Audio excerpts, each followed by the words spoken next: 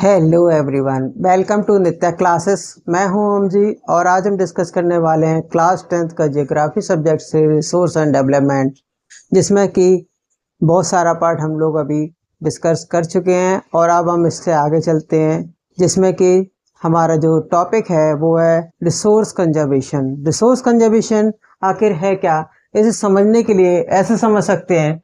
Actually resources are vital for any development. किसी भी development या डेवलपमेंटल एक्टिविटी के लिए रिसोर्सेज बहुत रिक्वायर्ड होते हैं, but irrational consumption and our utilization of resources, अगर हम लोग इरेशनल वे में कंजम्पशन कर रहे हैं या फिर ओवर यूटिलाइजेशन कर रहे हैं रिसोर्सेज का, तो हम कह सकते हैं कि ये हमारे लिए socio economic and environmental problems को क्रिएट करेगा। ये सोसाइटी के लिए, इकोनॉमिकल कंडीशन के लिए, इकोनॉमी के लिए, साथ में एनवायरनमेंट के लिए भी प्रॉब्लम क्रिएट करना शुरू कर देगा।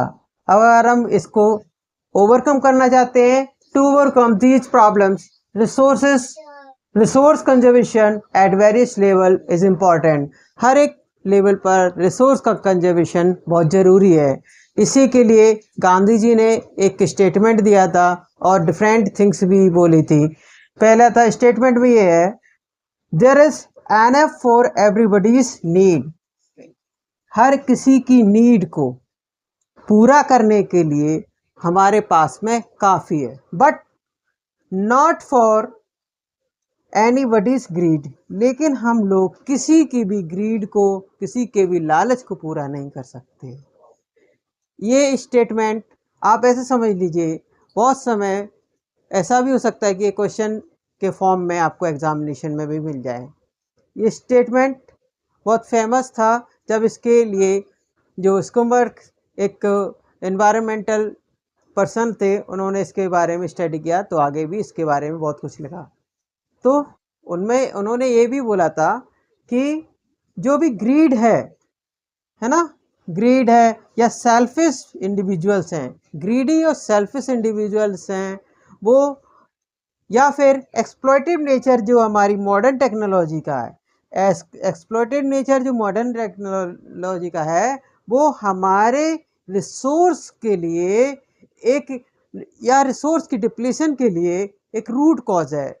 और ये ग्लोबल लेवल पर है, सिर्फ इंडिया के लेवल की बात ना की जाए तो भी। इट मीन्स रिसोर्सेज का कंजर्वेशन बहुत रिक्वायर्ड है। जब कभी भी रिसोर्सेज कहीं भी कम होते चले जाते हैं तो हमें कोई ऑप्शन ढूंढना पड़ता है या उसके बगैर ही लाइफ चलानी पड़ती है, बिकॉज हमारे पास में रिसोर्सेज हैं बट हम उसका यूटिलाइजेशन सही से नहीं कर रहे हैं, या फिर ओवर यूटिलाइजेशन करते चले जा रहे हैं। कंजम्पशन के बजाय हम वेस्टेज करते चले जा रहे हैं।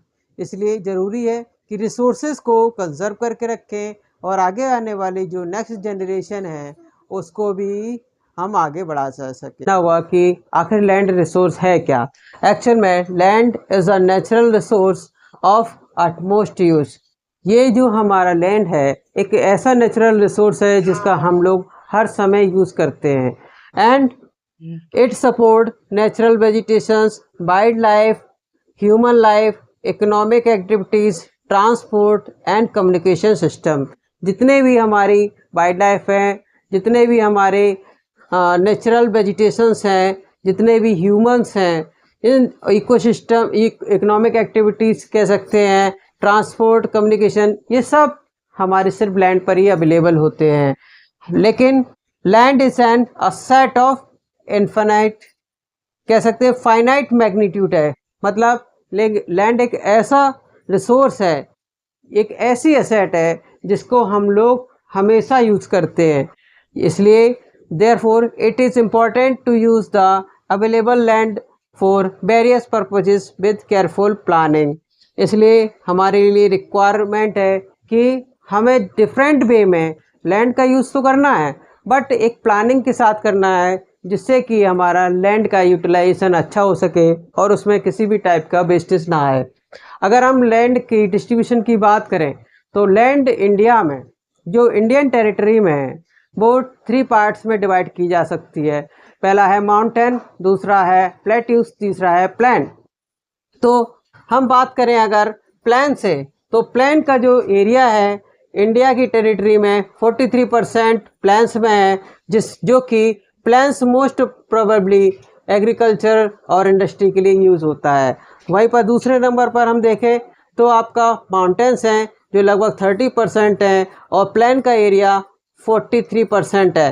30% माउंटेन में आप देखिएगा जो हमारे लिए यूज़फुल थिंग्स हैं वो है रिवर, टूरिज्म और इकोलॉजिकल सिस्टम।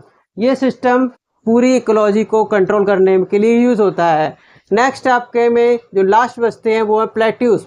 प्लेट्यूस हमारे लिए इतने इम्पोर्टेंट हैं कि इसकी ग्रोथ, किसी भी कंट्री की ग्रोथ वहाँ पर मिलने वाले मिनरल से होती है या फिर वहाँ पर मिलने वाले डिफरेंट टाइप की रिसोर्सेज से होती है। तो मिनरल सबसे ज़्यादा अवेलेबल जो होते हैं वो प्लेट्यूस में होते हैं। प्लेट्यूस का पार्ट इंडिया की टेरिटरी में जो है लैंड में वो 27% का रखा है।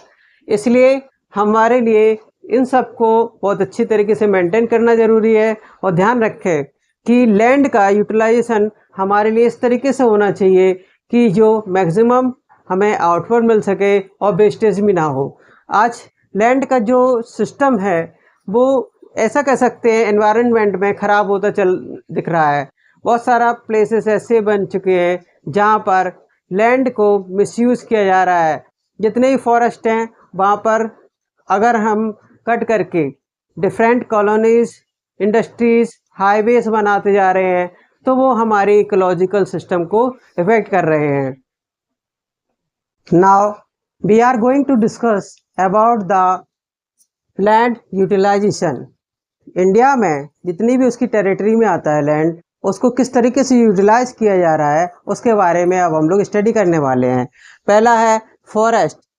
लैंड जो फॉरेस्ट के फॉर्म में यूज़ किया जा रहा है वो हमारा फॉरेस्ट का पार्ट कहा जाता है। दूसरे नंबर पर है आपका land not available for cultivation. वो लैंड जो कि हमारे कल्टीवेशन के लिए अवेलेबल ही नहीं है।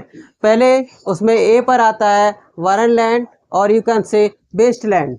ये वो लैंड है जिसे किसी भी तरीके से हम लोग अपनी कल्टीवेशन में यूज़ ही नहीं कर सकते हैं, क्योंकि वहाँ पर जो फर्टिलिटी है सॉइल की वो बेकार हो चुकी है।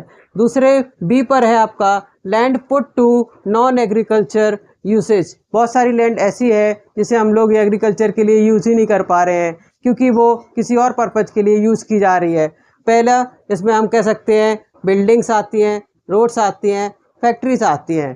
थर्ड जो आपका में है वो है आपका other cultivated land excluding fallow land. कुछ ऐसी लैंड हैं जो कल्टिवेटेड तो हैं बट वो फैलो लैंड के अदर में काउंट की जाती हैं, फैलो लैंड के अलावा में काउंट की जाती हैं। जैसे कि आप परमानेंट पैस्चर या फिर ग्रेजिंग लैंड हो सकती है जो कि एनिमल्स के फूड के लिए यूज़ की जा रही हैं। वहाँ पर ग्रेजिंग लैंड बना दी गए हैं जैसे कि चारा बनाने के लिए किया जा सकता है। नेक्स्ट है आपका बी थर्ड का, वो है आपका land under miscellaneous tree crops and gropes. बहुत सारी ऐसी लैंड हैं जहाँ पर कुछ ट्री का प्रोडक्शन किया जा रहा है या ट्री ग्रो किए जा रहे हैं but not included in net sown area. इसे हम लोग नेट सोन एरिया में काउंट नहीं करते हैं। इसे हम लोग land under miscellaneous tree crops के में काउंट कर सकते हैं। सी पर आता है कल्चरेबल लैंड या कर सकते हैं culturable waste land, waste land. ये आपका वो लैंड है जिसे कि हम लोग कल्चर के लिए यूज़ कर सकते हैं, जिसे हम लोग left uncultivated for more than 5 years, या कह सकते हैं 5 ईयर्स से ज़्यादा जो एग्रीकल्चरल ईयर हैं उससे यूज़ नहीं की गई है, उसे हम लोग कल्चरेबल वेस्ट लैंड कह सकते हैं। फोर्थ नंबर पर आता है आपका फैलो लैंड।